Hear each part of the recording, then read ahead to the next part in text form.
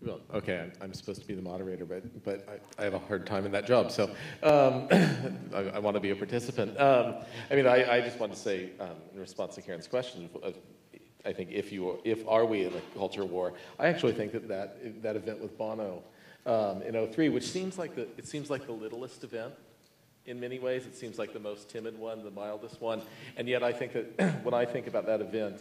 And I remember some of the discussions at the time. To me, it seems to be one of the most ominous ones because it's the most chilling. It's not the event that's likely to upset a lot of people. It's the one that seems the littlest, and yet it gets hammered down.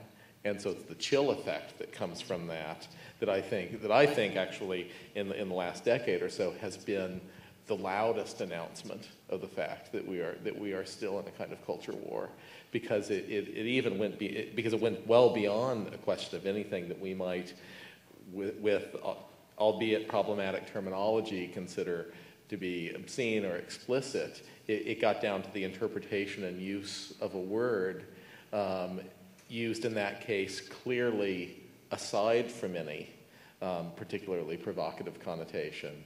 And yet that gets smacked down. And so I actually think that says a lot about the climate that we're in right now. I actually think it may say a lot about the climate in this country. Because in Europe, you can turn the TV on after 9 o'clock at night, and the word fuck is on the TV all the time, and it's not censored. And I think there's a different sense of space there. But yeah, you're right, though, in 2003, when Bono said there was a huge controversy. But I think this country is also significantly changing its position. I wonder also if in some ways it's a question of what else is in the mix when we talk about community standards. Like I look at that Carlin clip, and I think, okay, obviously, he is pushing it. Just the kind of dwelling on this terminology.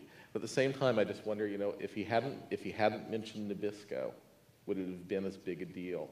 If it hadn't been that he tied this in with something that is so kind of apple pie America as part of the equation, would it have been as big a problem? And is that actually part of the difficulty here? Is that artists, aside from pushing the envelope, artists, I think, are individuals who by nature deal in often in very tame ways, in unexpected combinations and in certain kinds of abstract leaps that wind up tying things together that in separate parts may not be so troubling, but in unexpected combinations become something that a larger culture begins to fear, and the response then becomes, kind of, I haven't seen that before, kill it.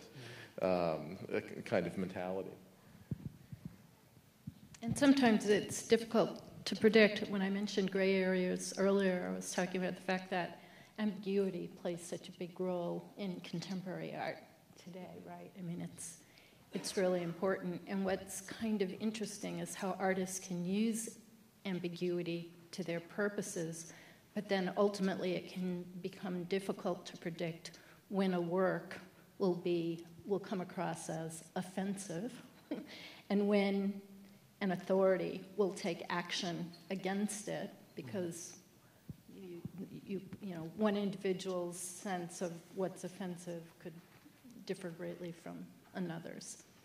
So ambiguity is a really interesting part of the equation, and that's why looking at things in context makes a lot of sense.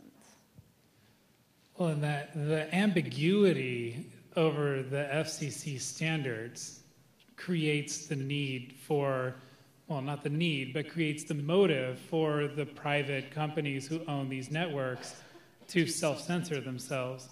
And I think an important point in that is that the legal system lags so far behind the cultural norms that are set at the time. We just recently had a decision about violent video games handed down by the Supreme Court. How long have violent video games been around? I mean, they were around for many, many years. I mean, Mortal Kombat, Street Fighter, back in their old Nintendo Entertainment System, when we're kicking butt, walking down the street, right? I mean, these were violent video games then, and there were conversations about it then as to whether or not it was bad. And it took the Supreme Court over 20 years to come up with a case for violent video games. So the issue of even fleeting expletives, I mean, with this Bono case, even the simplest thing that happens with a fleeting expletive, because now there's no standard, the broadcasters will err on the side of caution because they don't want to be fined. Right? That's the danger. Well, I'm sorry. I can't help myself. And I think that the kind of the particularly ominous and self-perpetuating aspect of that is, okay, you have a chill that is based upon a presumed community standard. As a result of that chill, certain behavior ensues for years or decades.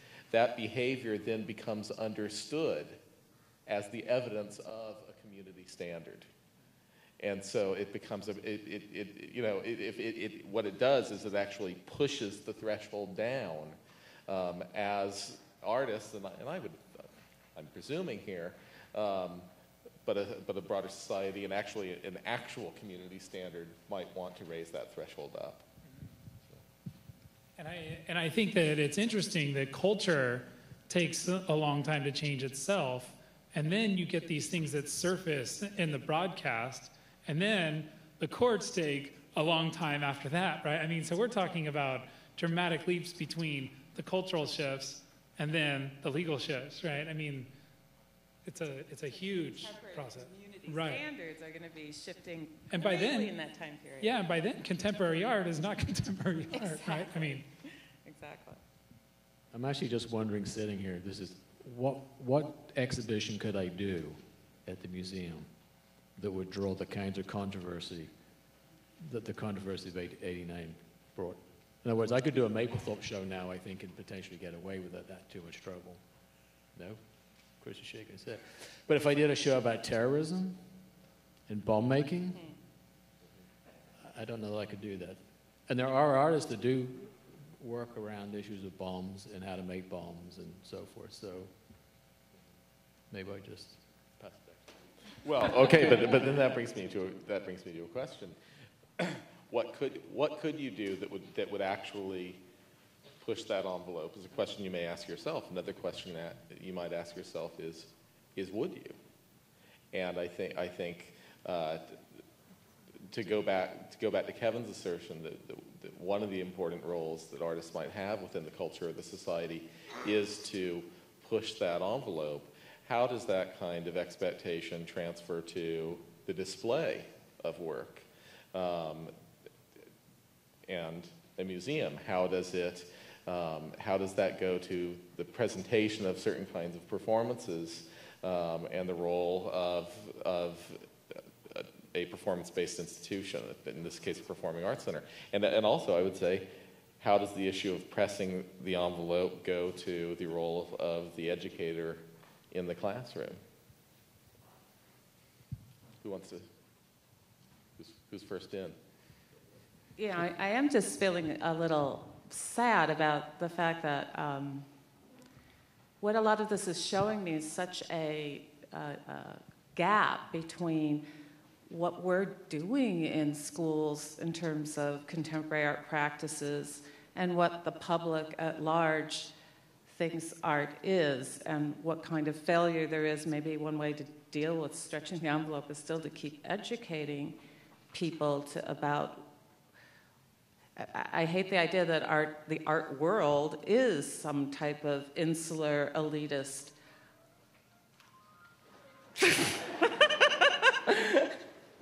I'm going to censor that call.